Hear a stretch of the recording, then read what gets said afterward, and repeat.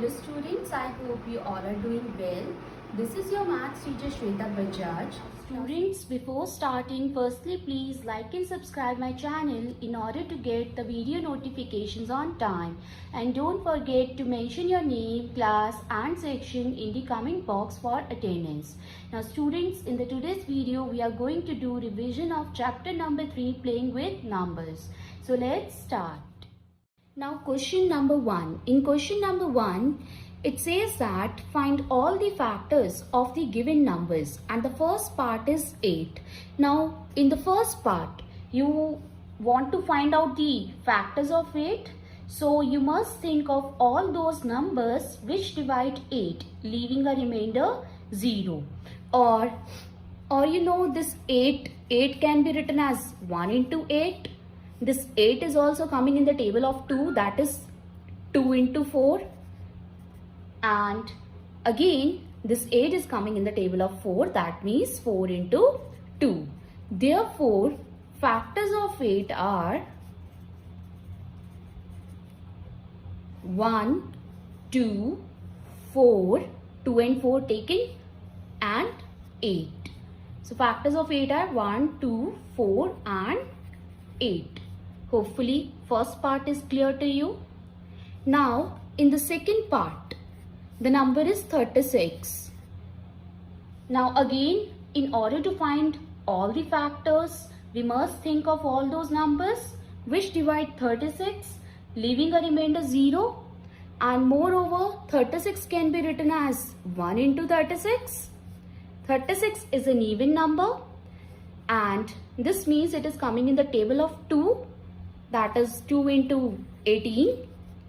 Next, 36 is a multiple of 3 also.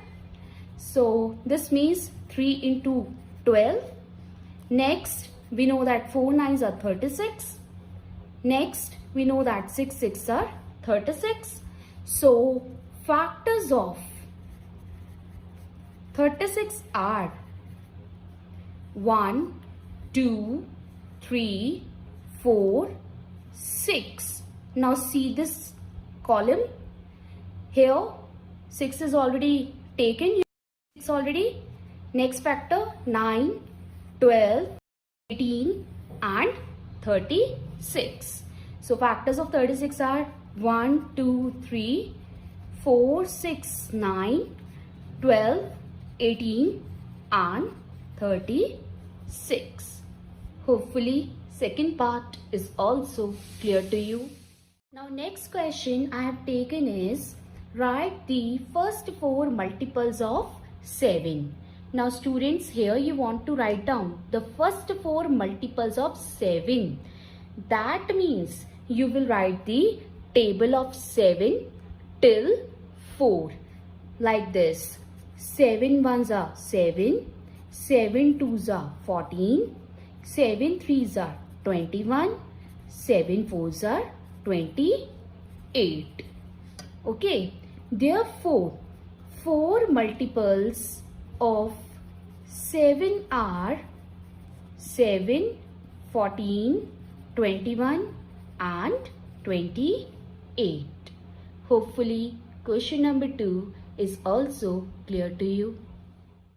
Now in the next question, that is question number 3, I have taken check if 12 is a factor of 144.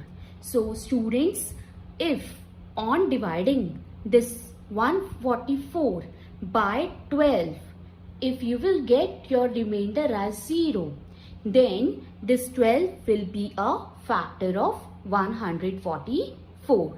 So let us check this. First part, divide this 144 by 12. You know that 12 ones are 12.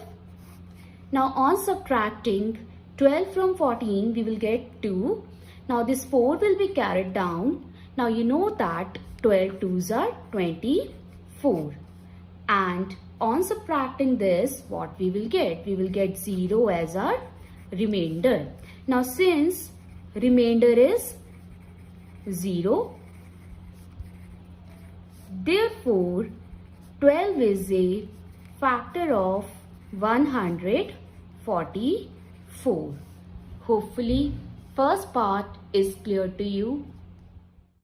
Now in the second part, we are having a number 226 and we want to check if 12 is a factor of 226 or not. So for that also students, we will divide this 226 by 12. You know that 12 ones are 12.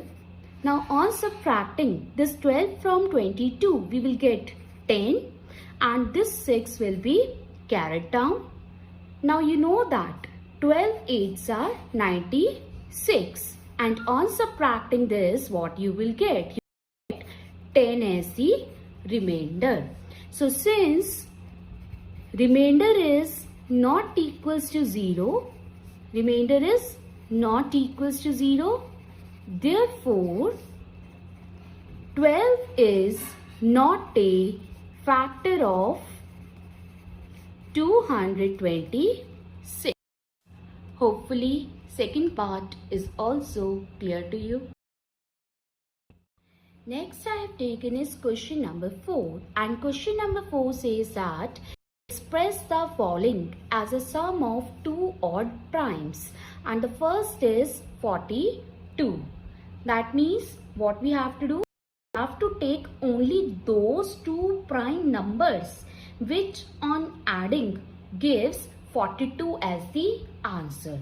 So students, if I will take 5 and 37, right? If you will see this 5 is a prime number. See this 37 is also a prime number.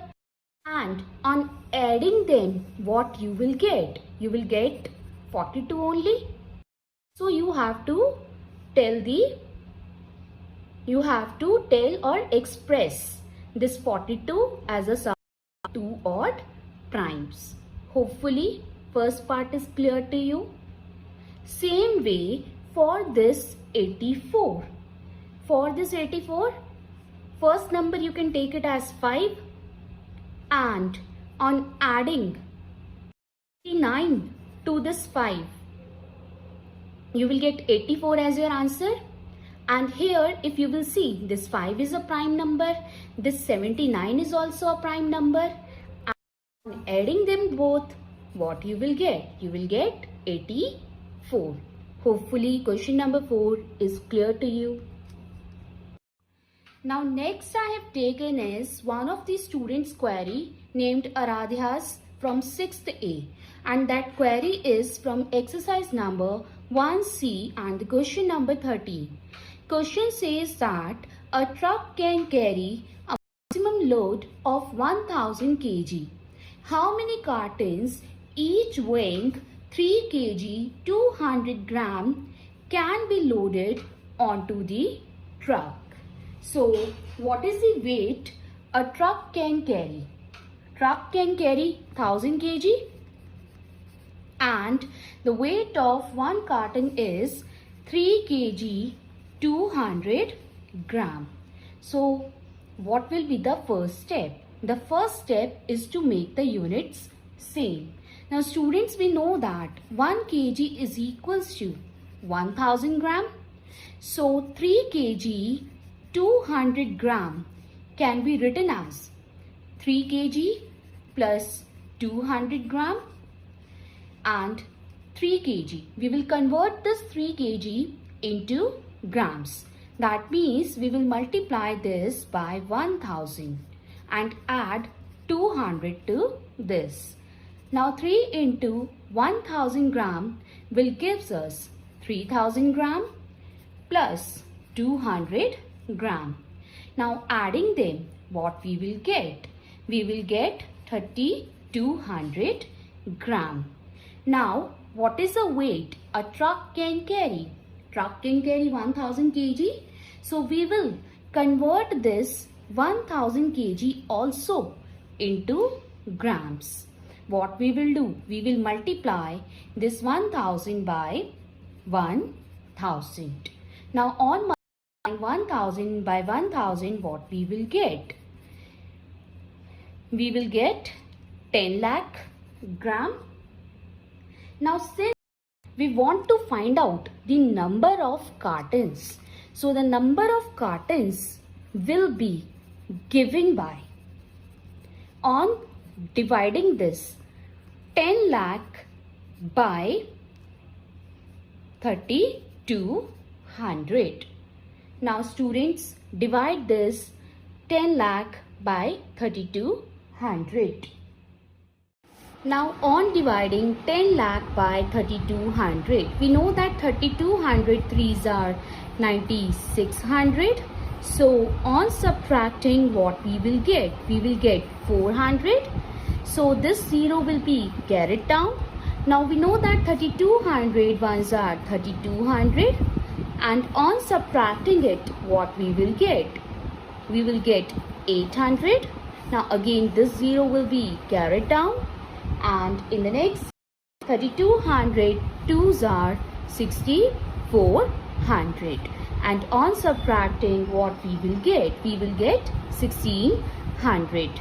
Now students, here if we will divide more, our answer will comes in decimals, but the number of cartons can't be in decimals, so we will take number of cartons as 312 approximately. Hopefully it is clear to you. So students, after discussing this, as usual, I'm attaching in the description for any doubts and queries. You can leave your message in the comment section. I hope you like the video. Thank you.